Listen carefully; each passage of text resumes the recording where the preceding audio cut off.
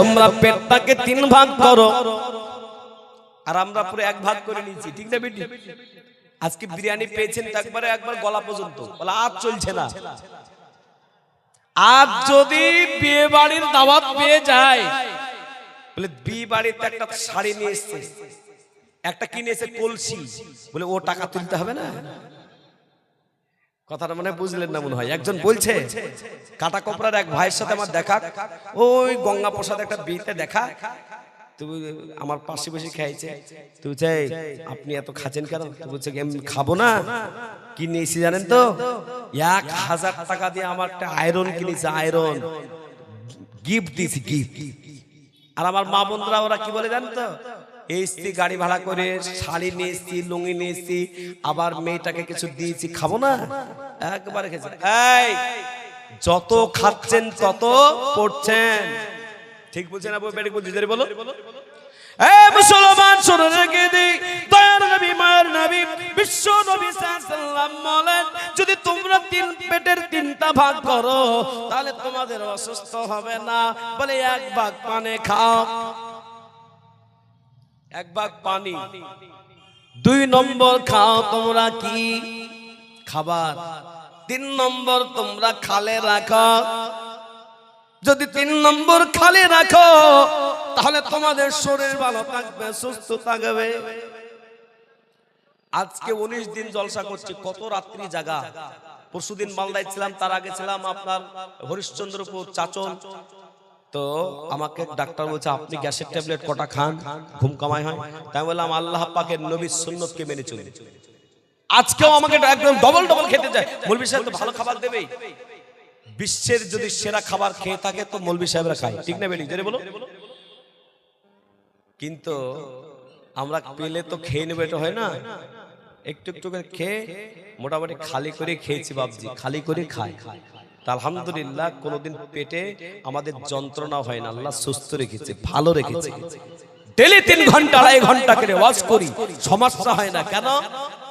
1 ভাগ পানি পান করি। মোটামুটি একটা মানুষের বেঁচে থাকতে হলে মোটামুটি 6 লিটার পানি খেতে হবে।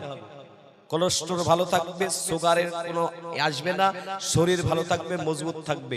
আর ডেলি আজকাল কি করছে জানেন তো? আজকে এই জলসা করতে এসেছি, এখন যদি এই ডাক্তারি ট্রিটমেন্ট দিয়ে দিই, নবীজির হাদিস অনুযায়ী ডাক্তারি ট্রিটমেন্ট দিচ্ছে না, যে কি মৌলবি নে এসছো, পানি খাওয়া শেখাইছিল, এ বলবে না? বলবে না? জোরে বলো।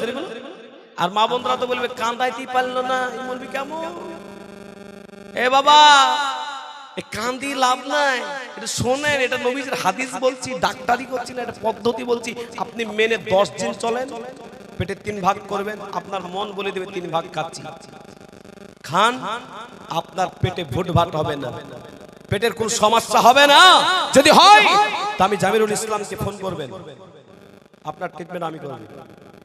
আপনারা কালো জিরা খেতে কেউ ভালোবাসেন না, নবীজির হাদিস। নবীজি সাল্লাল্লাহু আলাইহি ওয়াসাল্লাম এক সাহাবার পেটেতে খুব ব্যথা, নবীজির কাছে এসে, নবীজি পেটে ব্যথা করছে, কি করব? নবীজি বললেন প্রতিদিন তুমি শোয়ার সময়তে কালো জিরা চিবিয়ে চিবিয়ে খাও, তোমার ভিতরে যে ইনফেকশন গুলো আছে দূর করে দিবে। কিন্তু কালো জিরা খায় না, কিন্তু পান, জোরে বলুন, পান কড়া করে খায়, বিড়ি কড়া করে খায়। খিদির পাড়ায় মনে হয় বিড়ি খায় না, মনে হয় নাকি গো? হ্যাঁ খায়। এ বাবা, বিড়ি টানতে বড় মস্তানি, কিন্তু পানি খেতে বলেন পানি খায় না। এদিকে একটা লোক আজকে দেখলাম ডোমকল বাজারে একটা জায়গায় গিয়েছিলাম, দেখছি এদিকে বিড়িও টানছে, এদিকে চাও একবার করে মারছে। বলুন ওই চাটা বিষ হবে না? হবে না? হ্যাঁ বিষ হবে না? কিন্তু এটাই তো অসুবিধা বাবজি। এদিকে কিছু লোক আছে, এদিকে চাও খাচ্ছে, এই ভাতও খাচ্ছে, গোশও খাচ্ছে, আবার কি খাচ্ছে বলেন তো? কোল্ড ড্রিঙ্কস খাচ্ছে, কোল্ড ড্রিঙ্কস। তোমার পেটে পাথর হবে না, পেটের লাড়ি ভুড়ি পচবে না। কোল্ড ড্রিঙ্কস যে বানানে वाला, গুগলে আপনি সার্চ করেন, যে বানানে वाला সে আপনার কোল্ড ড্রিঙ্কস খায় না। বলে কেন? সমস্যা আছে। মোবাইলে যে ইন্টারনেট চালু করেছে, যে ইন্টারনেট যে মোবাইলে তৈরি করেছে, সে বলছে আমি ইন্টারনেট ওয়ালা মোবাইল নিজের কাছে রাখি না। বাবজি একটু ডাক্তারি করে নিলাম, আপনারা কি কষ্ট পাচ্ছেন নাকি? জরিবল কষ্ট পাচ্ছেন নাকি বাবা?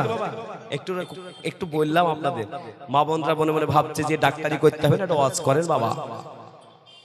ওগো আল্লাহর প্রিয় বান্দা, শুনে রেখে দিই, আপনাদের এই বাপ দাদার তৈরি করা মসজিদ, বলুন এই মসজিদকে আপনারা কারা কারা মহব্বত করেন? হাত তুলে বলুন তো, মসজিদকে কারা কারা মহব্বত করেন? জোরে বলুন তো। টাকা চাইবো না বাবজি, টাকা চালার গল্প না এখন, বলো জোরে বলুন। এই কটা লোক মহব্বত সবাই মহব্বত করে না? এখানেও মানে এই অবস্থা। আল্লাহর কসম করে বলি, কেউ যদি আল্লাহকে বলে যে আমি মহব্বত করি, আল্লাহ হাত তুলে দিলাম, হাতও সাক্ষ্য দিবে। কোরআন শরীফ খুলুন 30 নম্বর পারা, এই 22 নম্বর পারা, 23 নম্বর পারা, সূরাটার নাম সূরা ইয়াসিন। আল্লাহ পাক বলেন, আল-ইয়াওমা আকমালতু লাকুম, আল-ইয়াওমা নাখতিমু আলা আফওয়াহিহিম ওয়া তুকাল্লিমুনা আইদিহিম। কাল কিয়ামতের ময়দানে মানুষের জীবনটা তালা লাগাই দেওয়া হবে, তার হাত কথা বলবে, তার অঙ্গ প্রত্যঙ্গ কথা বলবে। ও মুসলমান, কাল কিয়ামতের ময়দানে হাত বলে দেবে যে আমি মহব্বত কে কে করি তাই হাত তুলেছিলাম। এই হাত যখন বলে দেবে, আল্লাহ পাক আপনার জন্য জান্নাতের ভিতরে পালাখানা বানিয়ে দিবি। কারণ নবীজি বলেছেন, বাম্মানা লিল্লাহি মসজিদান বানাল্লাহু লাহু বাইতান ফিল জান্নাহ। যারা মসজিদ বানাবে, আল্লাহ পাক তাদের জন্য জান্নাত বানাবে। বলুন সুবহানাল্লাহ।